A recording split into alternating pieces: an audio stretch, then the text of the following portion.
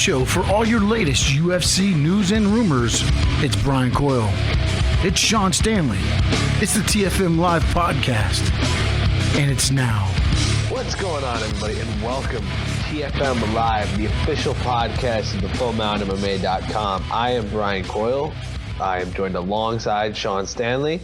And Sean, we thought this would be, a cool build-up to a nice niche fight card in Ireland, Fight Pass exclusive. Not a lot of people, we're going to be able to watch it without Fight Pass.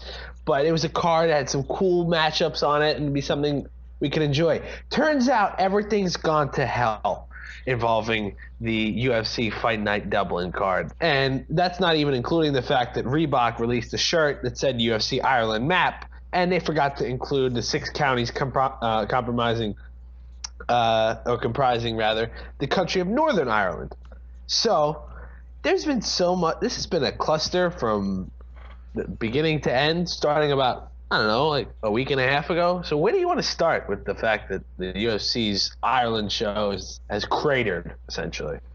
I mean, something that was looking so well for the UFC. And by the way, how you doing tonight, Brian? I'm sorry. Oh, yeah. I'm sorry. This is so shocking to me. Yeah, no, it is. The fact that something – we talked about it, last week, I think, on our thing, how, pumped up it was.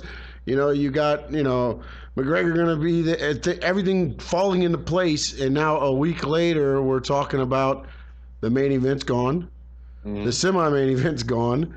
Bam. I mean, and now you got fans that are upset about it. They're like, well, they already got their money, so they're not really worried about it. Plus, they've already booked the guy that was taking off that card into another card later on this year. And that's the biggest problem I have with this thing. But let's just let the people know.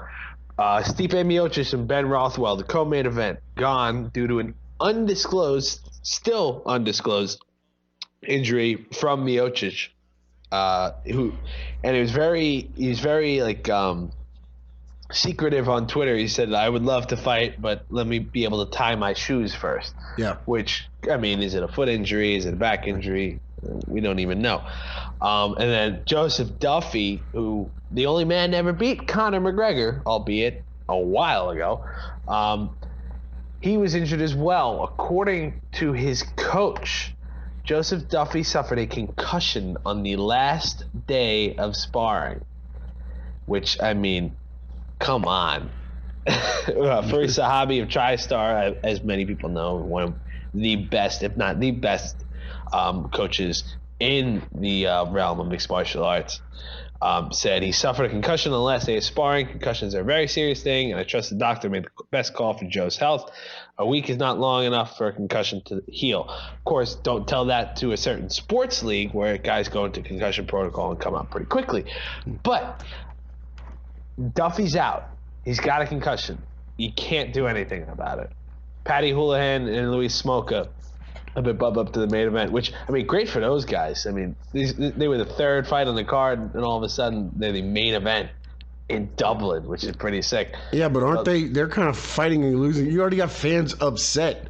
They have to almost go out there and kill each other to win this card over. If the rest of that card is no good, these two are going to have to go out there and basically try to mangle each other to try to get this card, or they're going to be, again, if you're on top of the card, which apparently they are now, you're up to delivering the overall production of this card. So good luck, guys.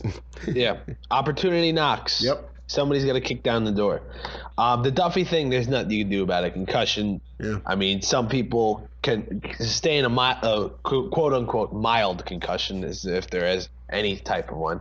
And what we see, football players and basketball players and guys like that come back within a week and play. But in a severe contact sport like this... Let me ask you a question. Sure. Brian, just because again, I've never gone through a camp and, I haven't been to a camp where they're going, but you're a week out from the fight. You're getting that much contact to where you could possibly get a concussion? Sparring with punches to the head area. I could have been the whole thing with Aldo breaking a rib, somebody slipped. Yeah. And hit onto the pad. I find it, I mean, sometimes you throw a punch, the guy doesn't move correctly. You've been doing it 1,000 times. He slips, he doesn't pay attention, something happens. I guess that's how it happened. I don't think they're going full contact. I mean, it's a great question you bring up, but I just can't see them making, especially as a hobby of all people. It's just bad luck. It's just really bad luck. And like we mentioned, not only the main event gone, the co-main event, which I was actually more excited for than the main event. Stipe Miocic was supposed to fight Ben Rothwell, the number 3 ranked and number 7 ranked heavyweights in the UFC, and they were supposed to fight. And turns out Miocic's injury kept him out of this fight, but not going to keep him out for long, because this news broke today, and you can read it on the fullmountmma.com. Stipe Miocic and Andrei Arlovski will co-headline UFC 195. If that sounds like a weird story, given the fact that Miocic was pulled out of a fight due to an injury, yeah, it's kind of a little weird, because Miocic ranked 3rd, if we're going by these arbitrary UFC rankings, which do have an impact, regardless of whether they're voted on by the correct people or not. We don't even know. Apparently they have a big impact. Yeah, because he's fighting Arlovski, which, I mean, when we look at it, with the exception of JDS and Alistair Overeem in December, this is a title eliminator. And Ben Rothwell, who, weird personality nonetheless, is very entertaining as a fighter, is just sitting here holding the bag, while this guy who pulls out of the fight immediately gets a better fight in January at UFC 195. What's the deal with this? Now, let me ask you a question, just because I'm not 100% accurate on the timeline. Was the Miocic fight canceled before? Was the Miocic fight canceled Before Duffy? The Duffy one? Yes. All right. I'm gonna play conspiracy theory here, okay? Because this is what I think happened, and by all means, whatever, my opinion. This is my opinion. I'll put on my tinfoil hat and all right, here we go. Basement, figure this out. Miocic. I mean, again, that cryptic tweet. I just want to be able to tie my shoes now. Yes. I think the UFC thought that the Duffy Poirier fight could hold up the card, and then all of a sudden now that fell out. I think they had planned to put Arlovski with Miocic down at. I mean, you can't tell me this guy in 3 days he wanted to be able to tie his shoes, and now he's ready to fight Arlovski at UFC 195 in January. I mean, it is probably 2 or 3 months, and you can probably get ready, but he's still got to have a camp. You got to get ready. The tweet was gutted. Sorry to the fans. Sorry to the @UFC. Sorry to Ben Rothwell. I'll be back soon, but first I'd like to be able to put on my socks. So it was socks, not shoes. But nonetheless. And then 3 days later, I'm going to sign to fight Arlovski, because now I can do it. I mean, I'd give it in January. Not a week later, but I don't know. It was a week later, and we see something like this. It doesn't really make much sense to me, because the guy pulls out of the fight, and you don't want to penalize somebody for injury. I get that. But then gets a better fight. I mean, if Miocic was able to fight like this quickly, don't you just remake the match between Rothwell and Miocic? Yeah, that was the funny thing about it is, yeah, it does. It makes perfect sense, Brian. The funny thing about it was, at least Rothwell's side of the story, or what I've read, is that they told him it's 3 against 4, and basically you're number 7. He's like, aren't we all in the top 10?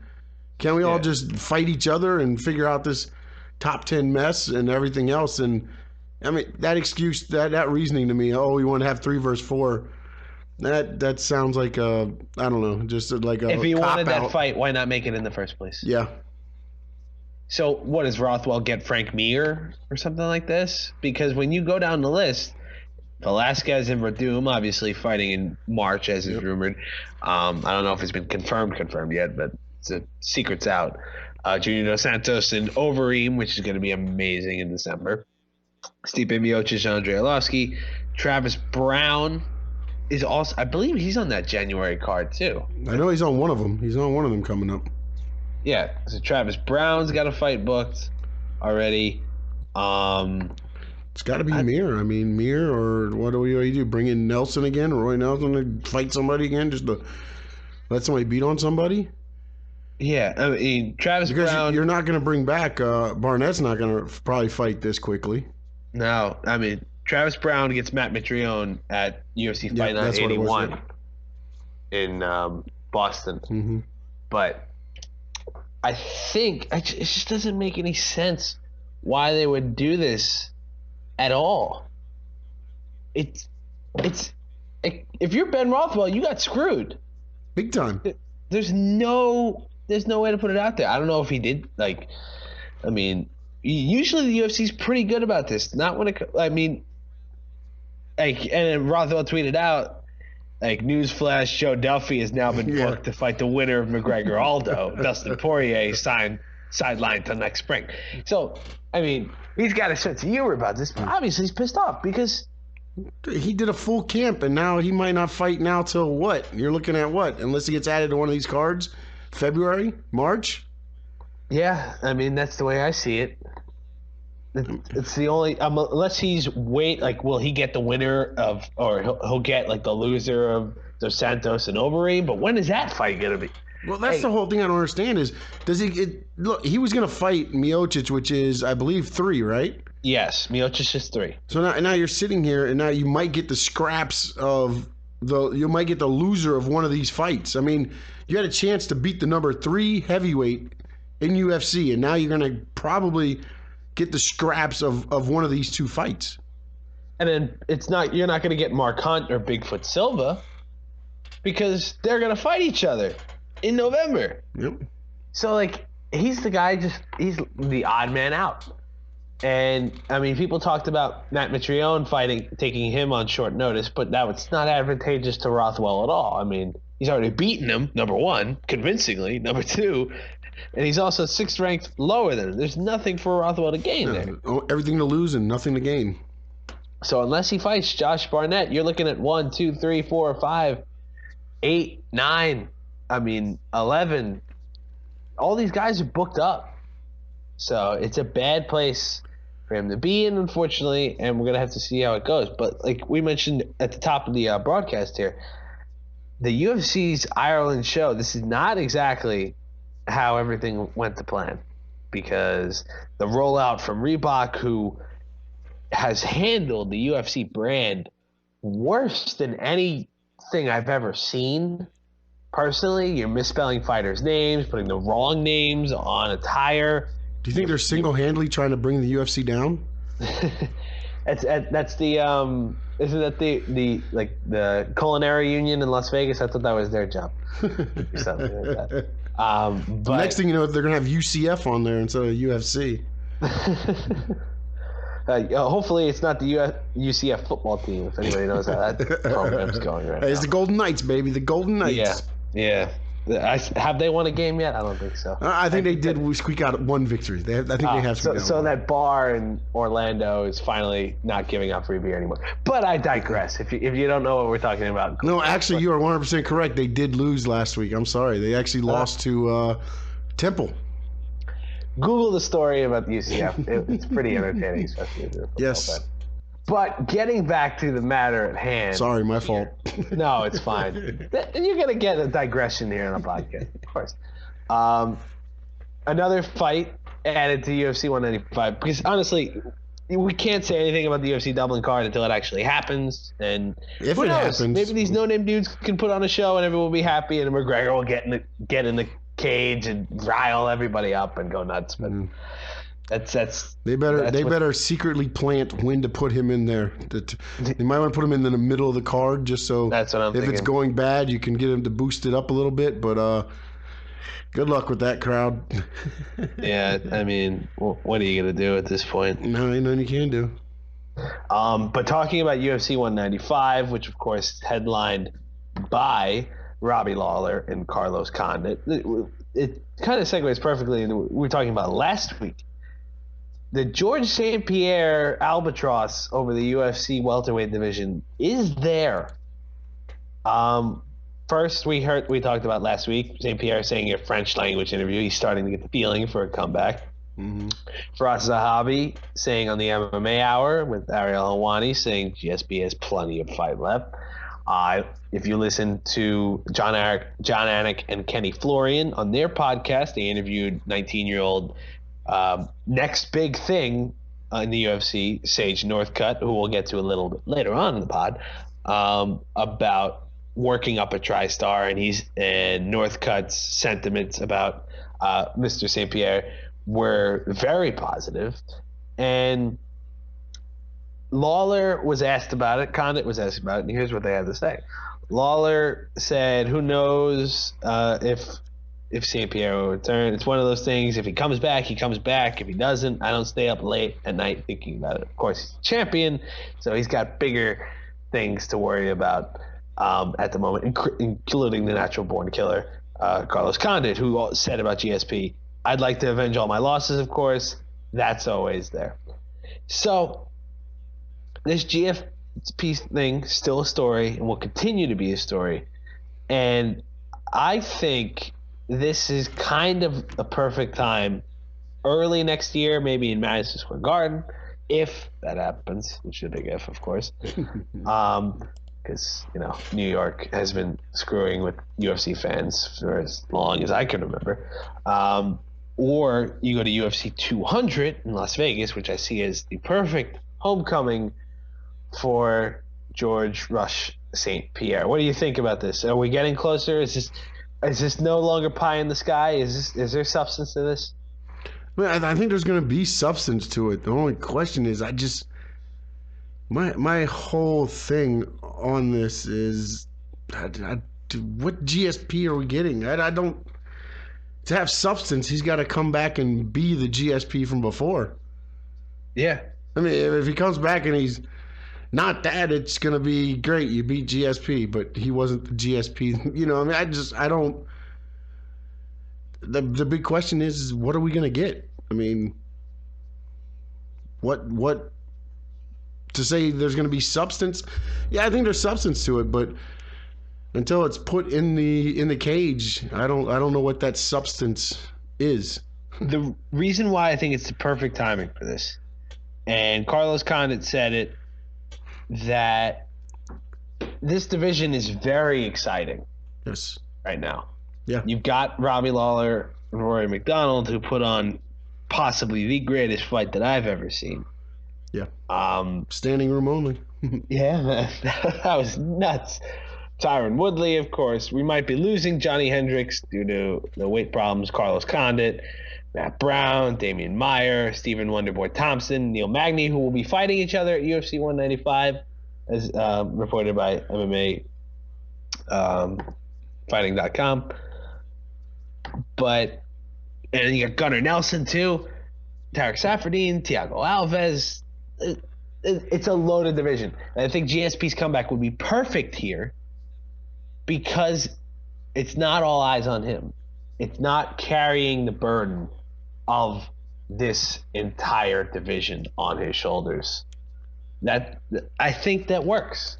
You can correct me if I'm wrong, but I think he's better in this position as being this guy who comes in. You put him against Woodley. You put him against McDonald if he's ready to come back after that massive fight. I mean, you want to talk about a thing that writes itself. Yeah. McDonald, St-Pierre, bam. Yeah, I mean, I would say yes if, again, it just, what St-Pierre are we going to get? If we get, like a shadow of himself, I just think it's going to not even hurt his legacy. I just think it kind of mars, somebody else trying to move up, because I think what you're going to get, and maybe rightfully or unrightfully so, is that you didn't really beat GSP. You beat Georges St-Pierre that we see today. And that might hinder a couple of these young guys. Yeah.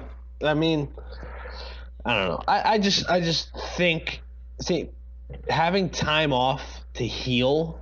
Yes. Essentially. I mean, he's recovering from the ACL injury as well. I think having GSP there wouldn't be a detriment to the division. No, I most definitely don't think it will be a detriment. I just think you got to see what he can bring. And again, I think by the time that happens, I mean, everybody's going to know. I mean, you'll know in his camp if he's going to be, like how he's going to react to if he's himself or if he has bad camps. I mean, you're going to be able to know, I got to believe, what you're going to get come fight night once you see how he does in his camps. Yeah. And it's not like what we mentioned before. It's not like he went into hiding and went to Mongolia for 3 years. I mean, GSP has been around this sport since leaving it. I mean, we saw him on the Bellator pay-per-view, Bellator on Spike TV, training out Francis Carmona. Mm-hmm. So, I mean, and he's still training with Zahabi and still teaching guys. I mean, he was teaching Northcutt when he went to visited TriStar last week. So he's been around and still hanging out, and I think it would be cool. I mean, nobody's going to root against a GSP return, that's for sure. Oh no, definitely not. And the way he fights is more privy to a guy who would last longer in mixed martial arts because of the lack of punishment his body takes with how he takes guys in the ground, and that's what his heavy focus would be. But the welterweight division right now is full of dudes who can kick your head off. So this is I'm very intrigued by this, and I hopefully, I mean, we get something out of this because GSP Rory McDonald, GSP Robbie Lawler, GSP Carlos Condit, GSP Tyron Woodley, Damian Meyer. Yep. None of them are a bad fight. Are endless. I'm very excited to see what happens next. We got a bunch of stuff we want to talk about on the podcast here. Sean and I, we're going to talk about my home state of New Jersey doing something very interesting that I'm interested to get your take on, Sean, regarding judges who, can be good, can be not good. So we'll talk about that. We'll also talk about CM Punk. He's back in the news once again, of course, involving Twitter. And Punk, who is quite the personality, and there's an update on how he's feeling and his shoulder injury that he sustained. We'll find out more about that as well. And we'll also talk about the next big thing, like I mentioned before, Sage Northcutt getting a bit of a push from the UFC already just after his first fight. He's been added to a Fight Pass card with somebody headlining, which could be one of the biggest productions put on the shoulders of two really young fighters. So we'll talk about that and more when we come back on TFM Live, the official podcast of fullmountmma.com.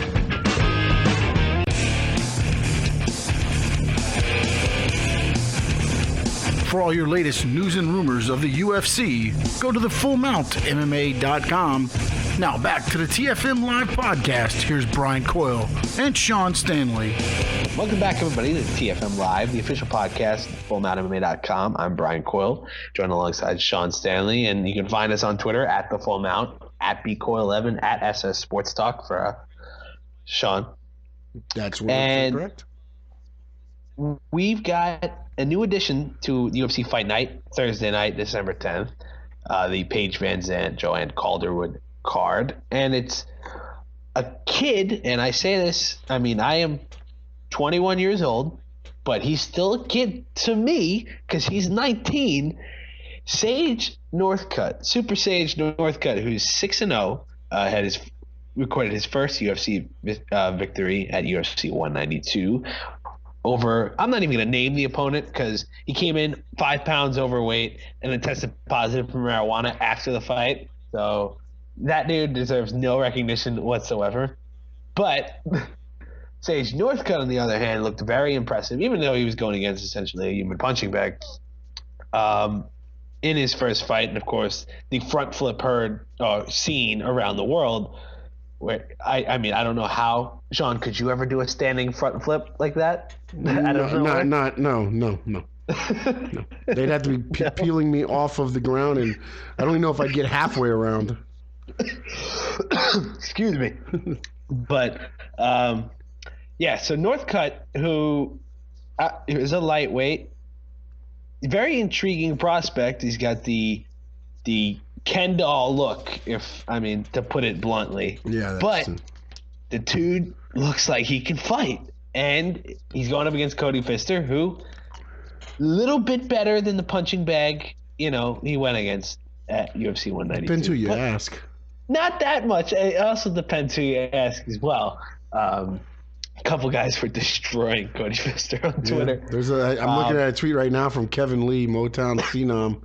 He said, "You probably never heard of Pfister, but he's the guy on the ground." Oh.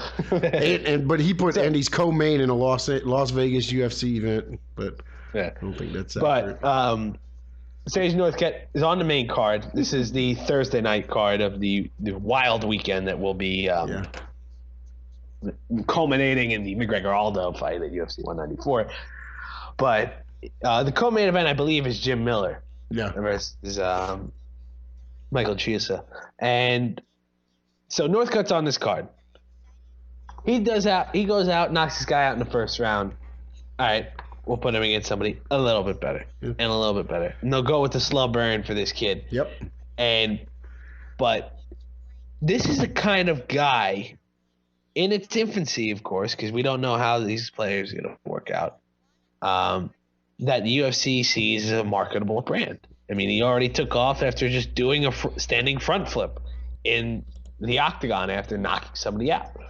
And you got to be very careful, but I believe he's going to start training at TriStar under the guidance of Georges St-Pierre or McDonald for Sahabi.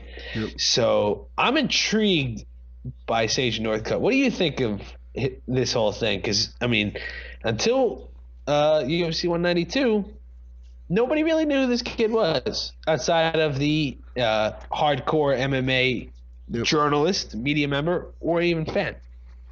Yeah, actually, I believe there's a story out there, and I can't remember exactly what event it was, but Dana White and some of the other UFC officials were at this fight card, and Northcutt was on there, and they're like, "Oh, look at this guy," and Dana White was actually kind of making fun of him.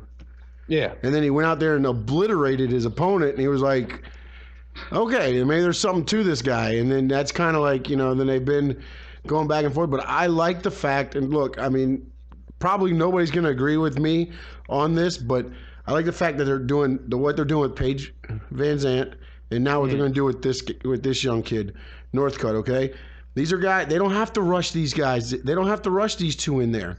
They're young. You already have Rousey as your, female athlete. You got McGregor. You've got a whole host of male, fighters. Not to mention, Joanna Jędrzejczyk may have the craziest pair of hands in the entirety of the UFC. So it might be smart to slow down. It may be smart to slow her down just because you don't want her jumping in there with derailing that train too quick, I guess. Yeah. And now you got them on Fight Pass cards. Let's see if they can draw.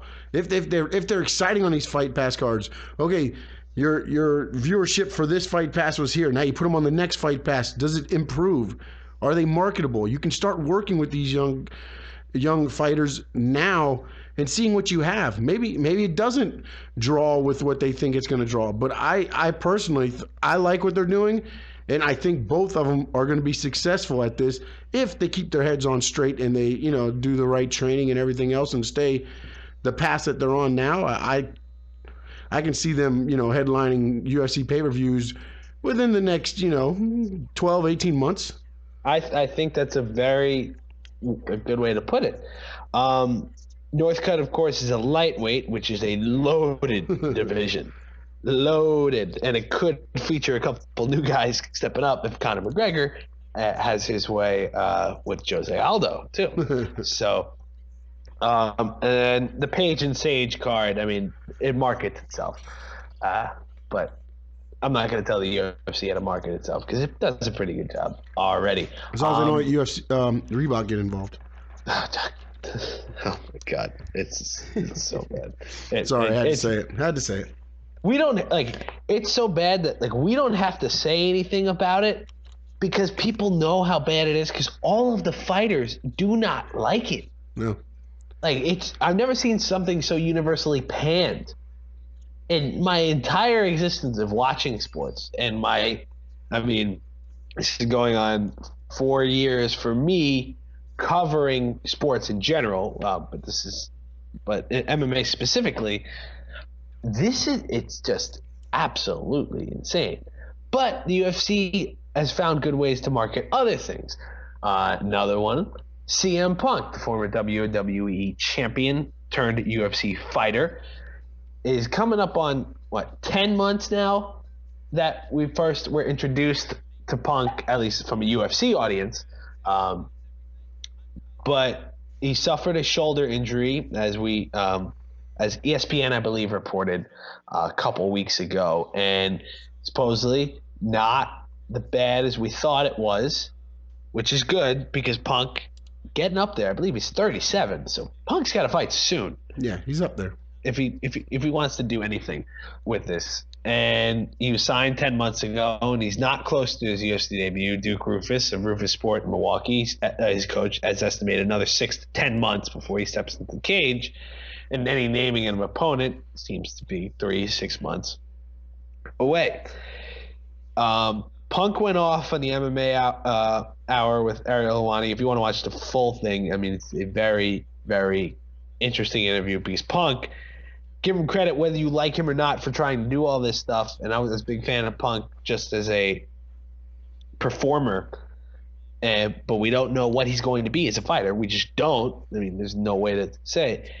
He called a lot of people out using a lot of colorful language on Twitter, saying journalists were already writing about the fact that, he's never going to fight. It's just a whole money grab, which I don't think it is whatsoever. I think this is a guy that wanted to change something, put his mind to this new task. And, yeah, it's a lot harder than we all thought it would be for him, given the fact, I don't know, he's never fought before. Well, that's what I'm going to say. I mean, much harder. I mean, he's basically – he's a lot more athletic than I am.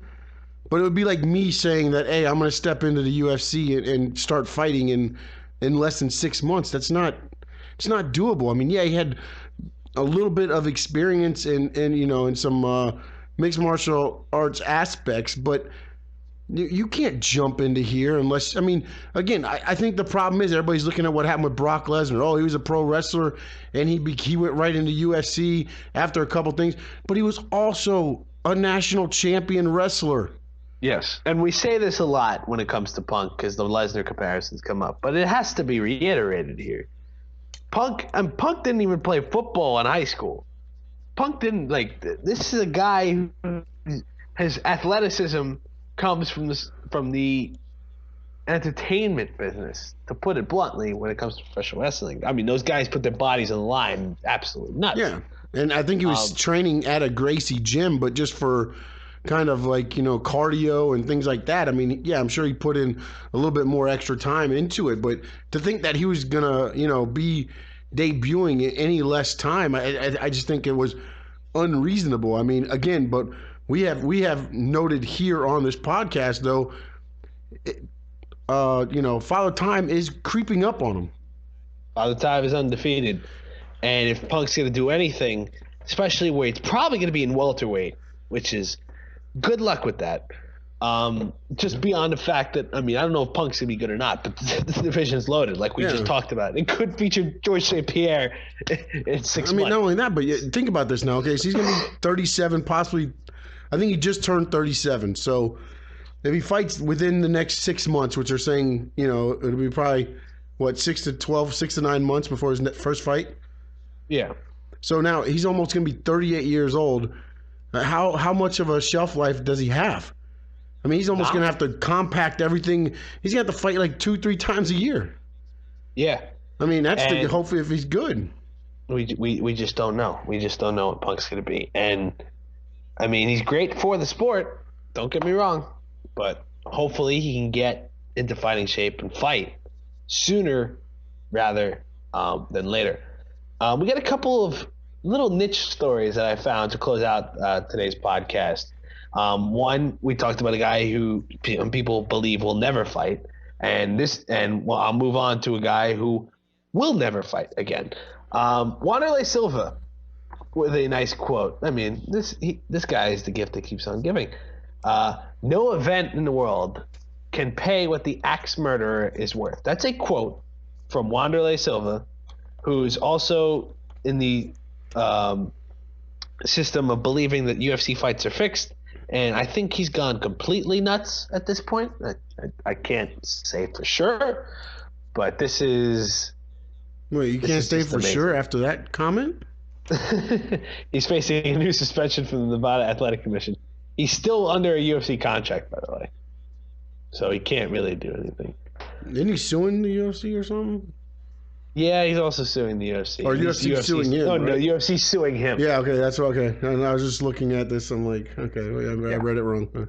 So yeah, Wanderlei Silva, you can stop talking now. Anyway, a guy who will never stop talking, and I never want him to stop talking because he is also the gift that keeps on giving. Conor McGregor, the interim UFC featherweight champion, the superstar in the making. Not in the making. He is a superstar that takes on Jose Aldo in the highly anticipated UFC 194, emanating live from the MGM.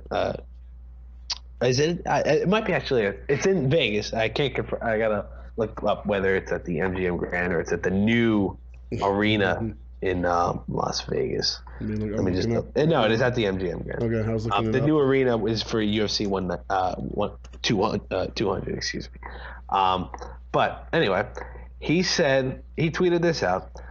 I will give Peanut another crack at the king, no sweat. I'll take the gate. It's my gate anyway. A cool 7. Cash. See you at the weigh-ins. This is referring to Dustin Poirier, who, of course, McGregor beat earlier on in his career. Poirier needed an opponent. It was in Ireland. He said this out. There's no way it would ever happen because the UFC would never want McGregor to step out there, hurt himself, or worse, get beat before this sort of thing. But McGregor, even though he knows there's no chance of this putting this out there, just raises his legend in Ireland, and the Irish people will just show up and support him. And I think the Dublin card will just be a success based on the fact that he can just stand there in the cage for 5 minutes and draw everyone into a frenzy. Conor keeps it up. He never stops. Did you see some of the other quotes? It's brown panty night over there right now. Oh boy, this is, and there's another tweet too, but we cannot read it. Yeah, that's the one I saw. I was like, let me go to the next one.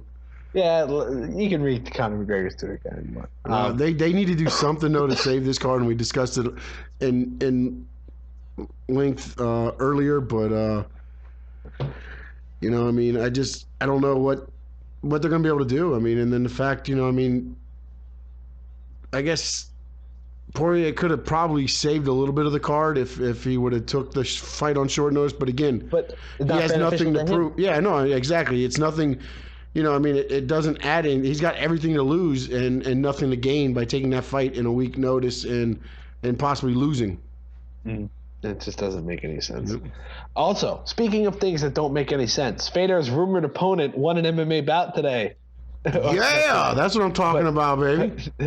Recently. 2-0, baby, undefeated. Kickboxing champion Jadeep Singh, who won the 2009 K1 Grand Prix in Seoul, South Korea, popped into the headlines recently as a rumored opponent for Fedor Emelianenko. And he appeared at last weekend's Deep 73 Impact. In the headlining bout, this is from BloodyElbow.com, Singh faced Carlos Toyota, who had entered the bout in the strength of a career best, a 3-fight win streak, which included TKOs of Pride veteran Daichu Takase and July knockout of K1 veteran and pop music sensation Hongman Choi. I don't know anything about these fight cards at all, but apparently Singh won.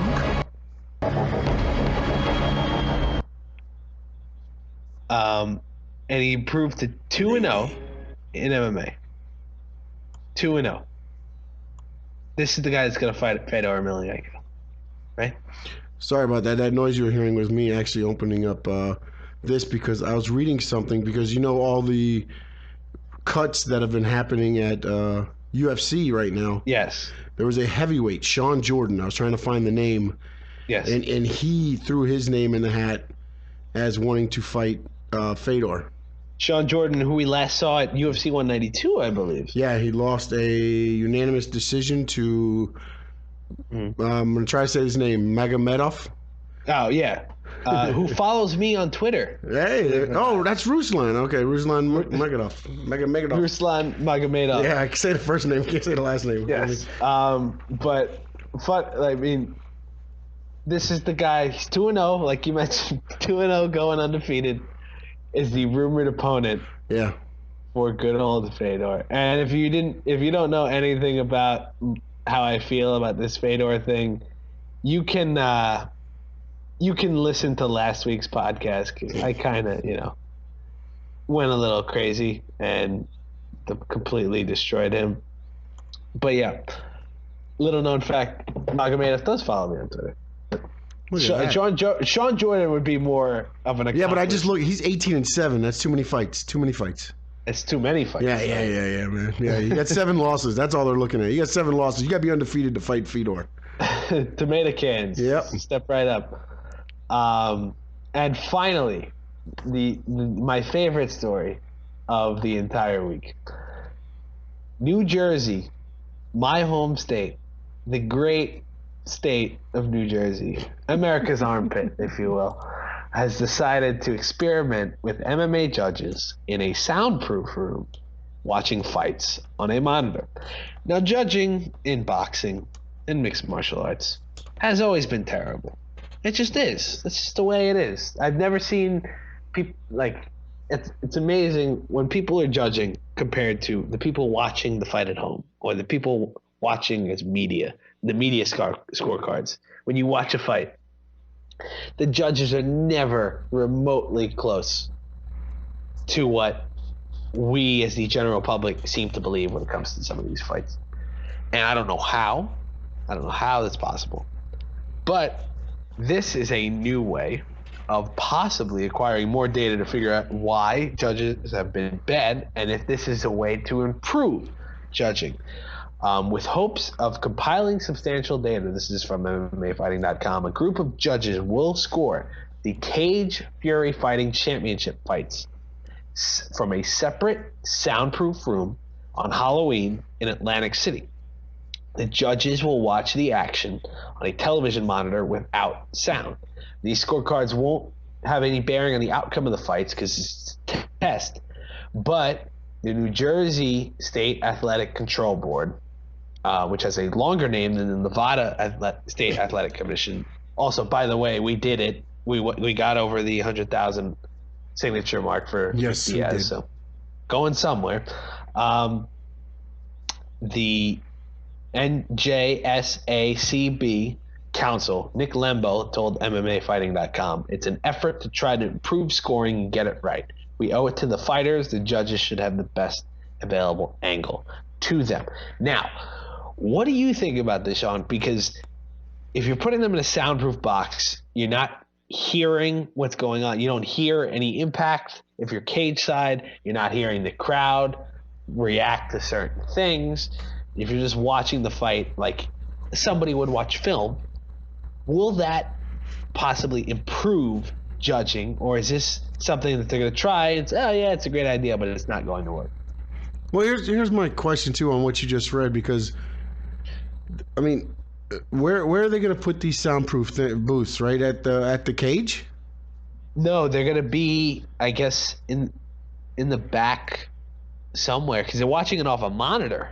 So, but they're saying they want to give them the best available angle, but they're going to get the angle that whatever the camera's shooting. Yes. Whereas now they're sitting cage side and they can see the whole fight right in front of them. Now, cage side, you have the crowd noise, which is distracting. You have the actual cage itself. You have cameramen and photographers running around. You have a lot of things going on behind you.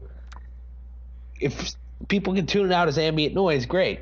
But would it be better for these judges to block out all that noise and just watch the fight from that just here's what happened, that's it standpoint?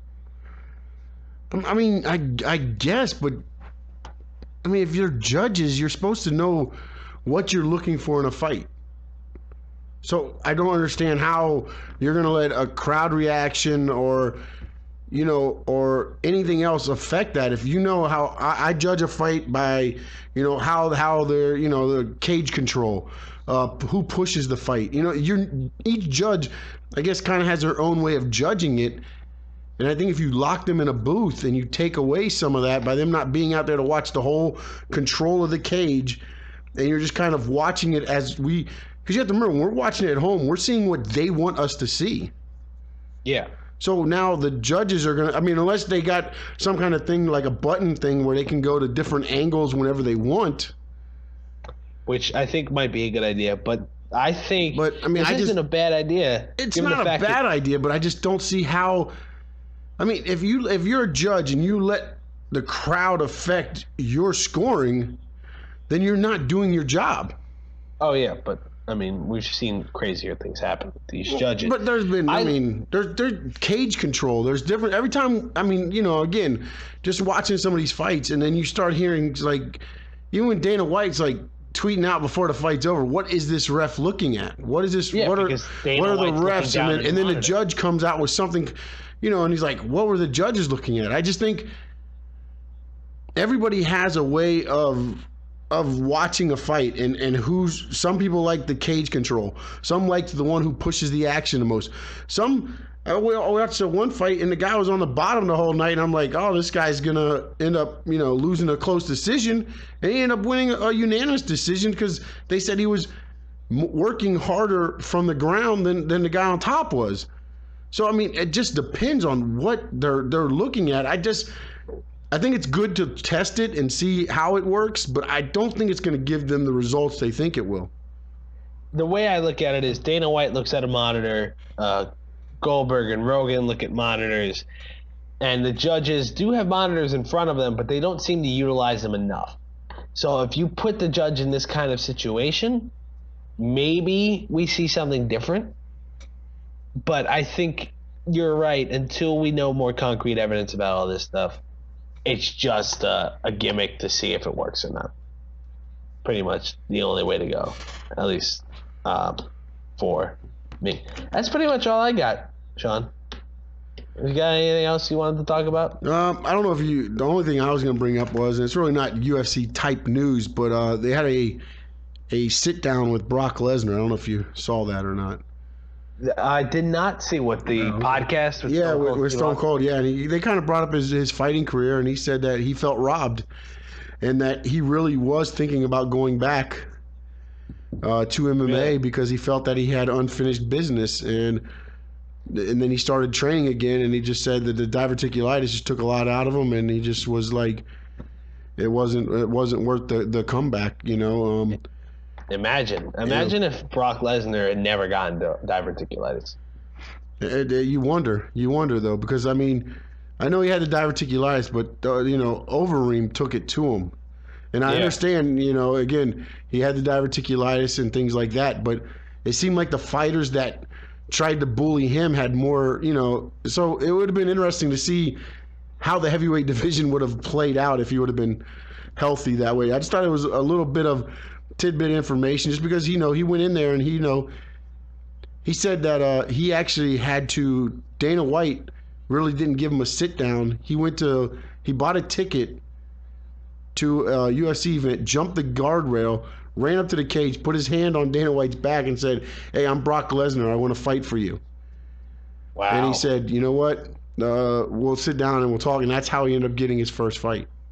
That's pretty ridiculous. Yeah. Considering a guy of Lesnar's size and athleticism, regardless of, his WWE career before this. Well, I think that's part of the problem. At the time, Dana, now he understands it, and which is why I think Punk got his opportunity, because he saw, hey, look, okay, they're athletic. And like I said, I think Punk working with the Gracie gym that he did helped him get a foot there too, because they said, okay, he already has a little bit of the discipline, but now he's got to become an all-around MMA fighter. And I think that's where the disconnect came, where everybody's like, oh, he can come right in and do it because he's this big pro wrestler, but that's a whole different area when you talk about MMA fighting. Yeah, good point. Well, we want to thank you guys for listening to TFM Live, the official podcast of the FullMountMMA.com. You can find us online right there. We have plenty of news coming out every day. Sean, people should follow you on Twitter. You're a great follow for not just MMA news. You're spouting out things left and right. I try to stay on top of everything. I've slacked off a little bit. I can get back into it, and I promise it will get better. Yeah, no, man, it's great. And if you want to follow me, I just complain about sports. You're a good follow too as well, man. Don't put yourself down. I know what you're trying to do. You're trying to make it seem like you're trying to get that sympathy follow. I got you. Oh, absolutely. I mean, just like in fantasy football, where points are points, follows are follows. No matter how much, right. Whether they come from kickers, whether they come from defenses, whether they come from your star running back. Then follows are follows. 100%. But yeah, well, thank you guys for listening. We'll have a podcast next week, as usual, probably recapping a crazy night in Dublin, because we could be underselling this completely and it will still be nuts because that's the way the Irish people are. Yeah, I mean, I think the crowd's going to make this card. Either they're going to make it entertaining because the card's so bad and they're going to hijack it, or the card's going to be that good and it's going to be that mixture and that crowd. That happens when there's a fight in Ireland. Oh, yes. The Irish, as one of them, I can tell you, they can be rowdy. Thank you guys for listening to TFM Live. At BCoyle11 for me, at SS Sports Talk for Sean, at The Full Mount for the site. Follow us there for the latest MMA and UFC news. Thank you guys for listening, and have a good day.